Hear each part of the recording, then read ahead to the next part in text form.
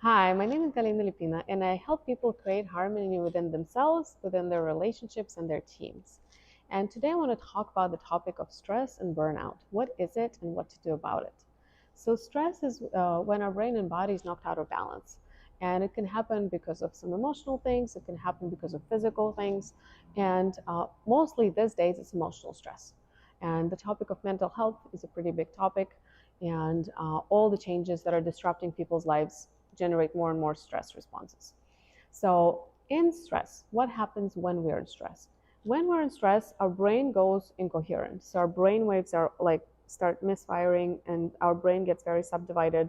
And the outcome of that is we feel like we can't think straight. Our logical mind goes out of the window. We're jumping from one thing to another thing, and we can't really focus and we can't be very productive. We also don't make very good decisions, and we can't really do anything creative because that's not the state where we can create. So when we are in stress, it's really bad for our productivity. So when the work environment or the work changes or anything that's going on in people's personal lives put them in that state of stress, they cannot be very productive. They can also not be very collaborative because in the state of stress, we're focusing on ourselves because it's a survival instinct. So the work environment that is highly stressful can become highly competitive, that can become not very healthy, and communication breakdowns can happen. And if the stress becomes chronic, means it's not just one event that happened, but it's event after event after event, then it goes into chronic stress, and chronic stress very often leads to burnout. There are multiple studies that are done on the level of our brain and on the level of our heart that give us more insights into what's going on. So I talked a little bit about the brain and what's happening there. Now let me talk a little bit about the heart. So in our heart patterns, we can actually pick up if the person is stressed or not. There's a term called heart rate variability, and the organization called HeartMath Institute, they developed a specific proprietary algorithm that translates the heart rate variability pattern that can be measured into a coherence score. So it can actually tell you if you're high coherent or low coherence, and low coherence is stress. But we don't even need a special device to measure it. It usually we can tell whether our heart is coherent or not by our emotions.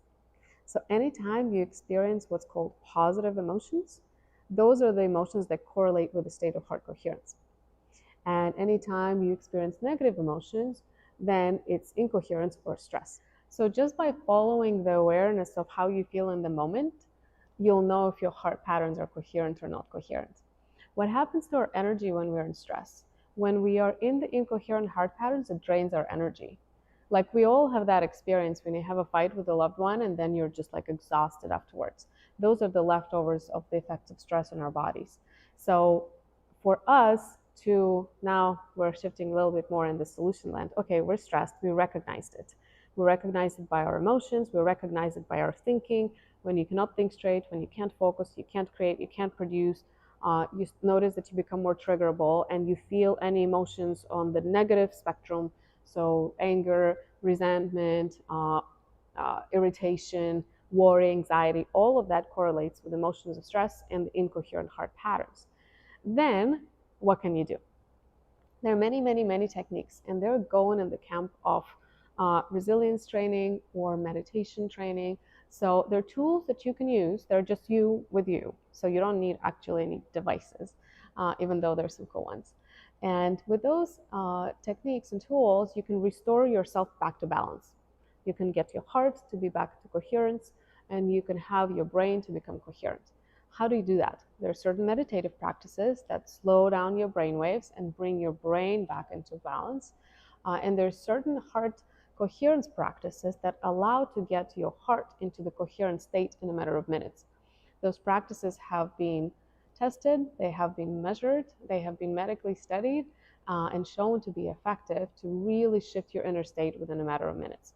So those are the techniques of HeartMath Institute.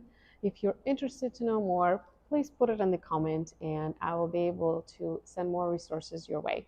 And I want to leave you with the thought that stress does not have to exist in stressful situations, because things happen, life happens, circumstances happen, but how we relate to those circumstances how we respond to those circumstances, what we think and what we feel, is fully within our control if we're aware of it. Most often, it's subconscious automatic response, and then we're at effect. But if we focus on bringing more awareness to the process and we start observing ourselves and we start using the practices to master our state and get out of that state faster, then we don't have to suffer the effects of stress like we used to. So hopefully that was useful. If that was, please comment. If it wasn't, also please comment. And let me know any thoughts on the topic, any passions you have around this topic. I know a lot of people in my network are highly passionate about the topics of resilience and adaptability and stress management. So I would like to open up that discussion in the productive ways. So comment, like, share, and I will see you soon.